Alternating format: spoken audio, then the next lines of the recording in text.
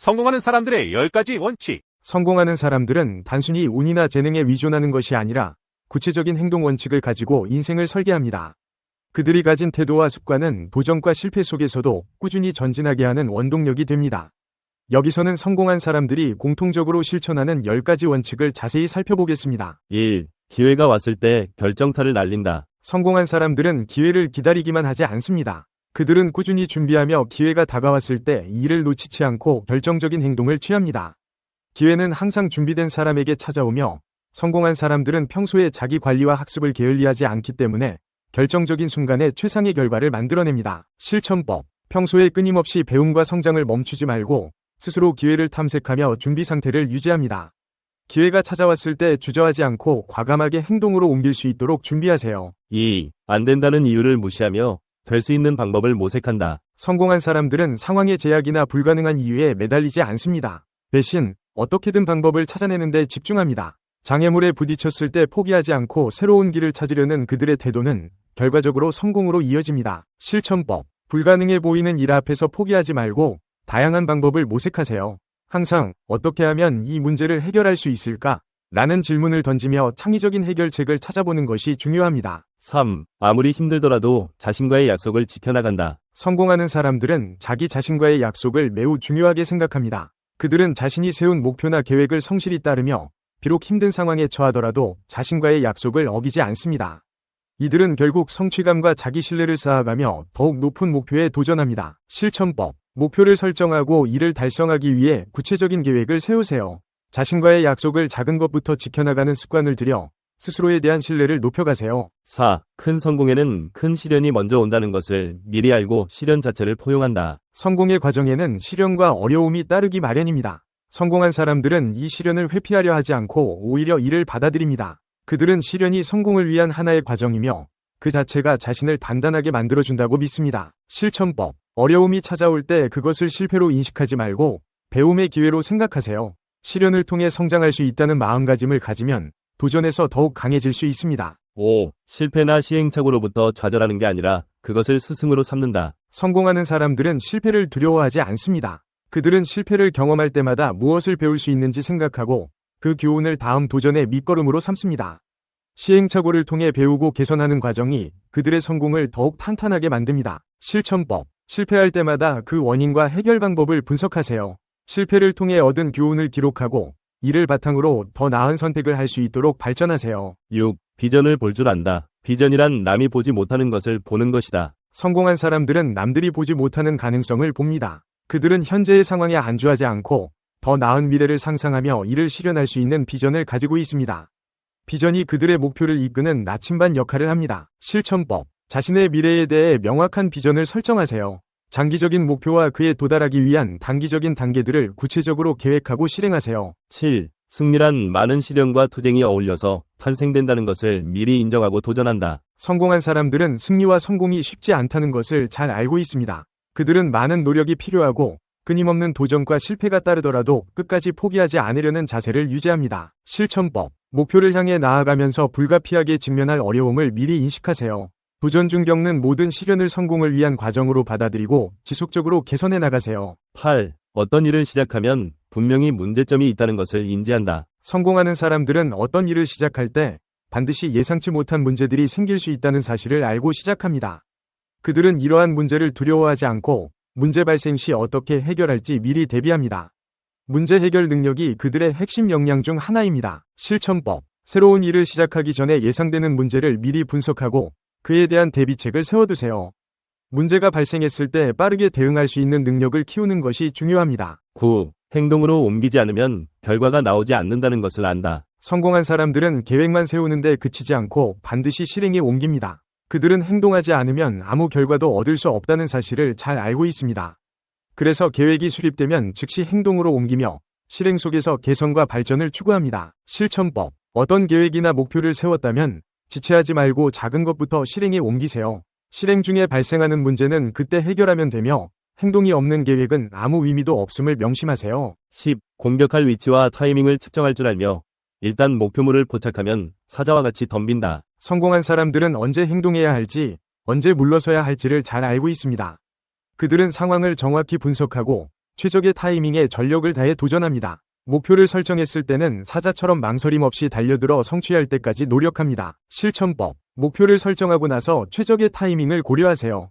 적절한 순간이 왔을 때는 주저하지 말고 집중해서 도전하며 목표를 달성할 때까지 포기하지 않는 강한 추진력을 가지세요. 성공하는 사람들은 그들의 삶에서 공통된 원칙을 실천하며 그 원칙들은 단순한 사고방식이 아니라 실질적인 행동으로 이어집니다. 여러분도 이러한 원칙을 따라 행동함으로써 원하는 목표를 달성하고 더 나아가 인생의 성공을 이룰 수 있습니다. 성공은 멀리 있는 것이 아니라 꾸준히 실천하는 사람에게 찾아오는 결과물입니다. 최선의 복수는 비성공이다. 인생에서 복수와 성공 사이의 관계는 복잡하다. 많은 이들이 성공을 단순히 개인적인 만족이나 경제적 이득으로 보지만 때로는 복수의 수단으로서 성공이 사용되기도 한다.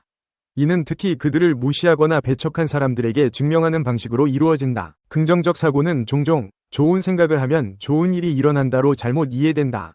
이러한 오해는 긍정적 사고의 본질을 흐리며 그것이 실제로 제공하는 이점을 간과하게 만든다. 긍정적 사고는 모든 실패나 실망을 사라지게 하는 마법이 아니다. 오히려 그것은 부정적 상황을 효과적으로 극복하고 일상의 도전에 대처할 수 있는 정신적 도구로서의 역할을 한다. 부정적 감정은 때때로 강력한 동기부여의 원천이 될 수 있다. 질투나 증오와 같은 부정적 감정은 통제되지 않으면 파괴적일 수 있지만 적절히 관리하고 긍정적인 목표 달성을 위해 사용한다면 큰 에너지원이 될 수 있다. 예를 들어 이러한 감정을 성공으로 이끄는 동력으로 전환하는 것이다. 자신을 무시하거나 비하하는 사람들에 대한 복수는 강력한 동기부여가 될 수 있다. 이러한 복수는 반드시 부정적인 행위로 나타날 필요는 없다. 오히려 사회적 또는 직업적 성공을 통해 이루어질 수 있는데 이는 자신을 낮추고 모욕한 사람들에게 자신의 가치와 능력을 증명하는 방법이다. 이 과정에서 개인은 자신의 삶을 개선하고 더 나은 미래를 향해 나아갈 수 있다. 결론적으로 만일 당신이 부럽고 질투하는 감정을 억제 못하는 부정적 사고를 타고났다면 차라리 그것을 이용하라. 탐욕적인 성격과는 반대로 무리하게 긍정적으로 사고하거나 적극적인 자세를 갖출 필요는 없다. 성공한 친구에게서 그것은 헛된 망상이야. 내 자신을 돌아봐. 왜 현실을 직시하지 못하니?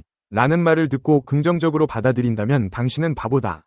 그 멸시와 모멸을 동기부여의 발판으로 삼아라. 때로 지위가 낮고 가난한 사람들은 바로 그 이유만으로 배척받고 배관시된다. 무시와 외면은 당신의 친구다. 당신이 인생에서 어떤 상처를 입고 어떤 치욕을 당했는지 그것을 똑바로 기억하라. 사실 증오와 복수심만큼 사람을 더욱 분발케 하는 것은 없다. 증오의 복수심을 부채질해서 부정적 에너지를 폭발적으로 끌어내라. 그리고 절대로 잊지 마라. 최선의 복수는 바로 빅 성공이다. 우리는 자라면서 소극적이고 부정적 사고를 버리고 적극적이고 긍정적 사고를 해야만 성공할 수 있다는 말을 귀에 못이 박히도록 들어왔다.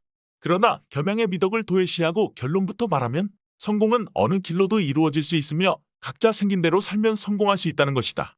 성공은 가장 부정적인 사람도 가장 적극적인 사람도 거둘 수 있다. 오히려 세상에는 긍정적인 마음가짐보다는 순전히 경쟁심 때문에 안가품하기 위해서 또는 복수심 때문에 강력한 동기부여를 받아 성공하는 경우가 더 많다. 때로 우리는 성공한 친구들의 차가운 태도에 대한 분노와 실망 때문에 더욱 분발한다. 그렇다.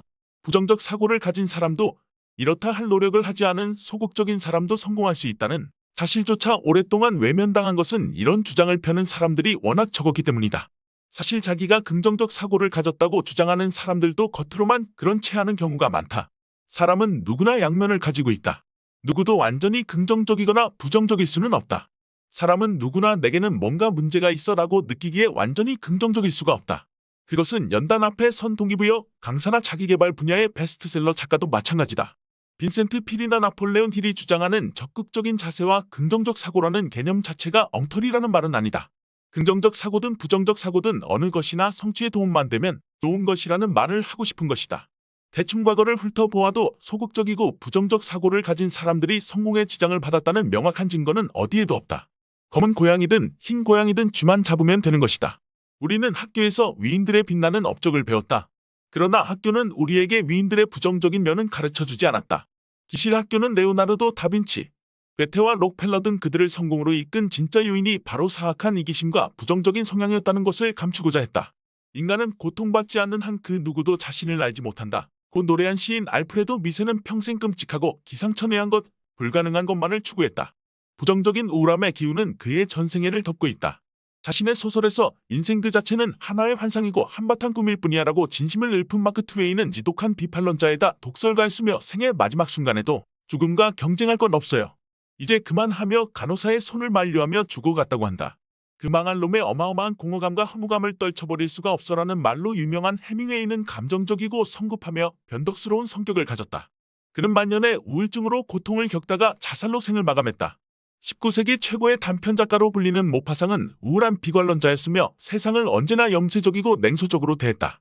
언제나 불행으로 끝났던 그의 작품처럼 나는 사후의 존속을 믿지 않는다는 말을 남기고 모파상은 죽을 때도 아무도 찾지 않는 정신병원에서 혼자 쓸쓸히 죽었다. 링컨은 22살에 집을 나온 후 다시는 집에 돌아가지 않았다.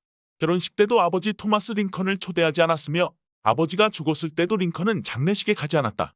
링컨은 소심하고 비관적이고 우물하고 비밀이 많고 자신감이 없고 자신이 급사하거나 심지어 미치지 않을까 하는 강박관념에 사로잡혀 있던 사람으로 묘사된다. 우리의 일반적인 생각과는 다르게 그들의 부정적 성향은 그들이 인생의 승자가 되는데 중요한 요소였다. 부정적 성향은 그들의 인성을 구성하는 핵심 요소였고 그들의 성공에 전혀 장애 요소로 작용하지 않았다. 생긴 대로 성공하라. 어떤 여자가 60층 빌딩의 옥상에서 발을 헛디뎌 떨어지고 있었다. 땅바닥에 부딪히면 죽을 게 확실하다. 떨어지는 여자에게 30층의 누군가가 기분이 어떤가라고 말을 걸었다. 여자는 떨어지면서 이렇게 외쳤다.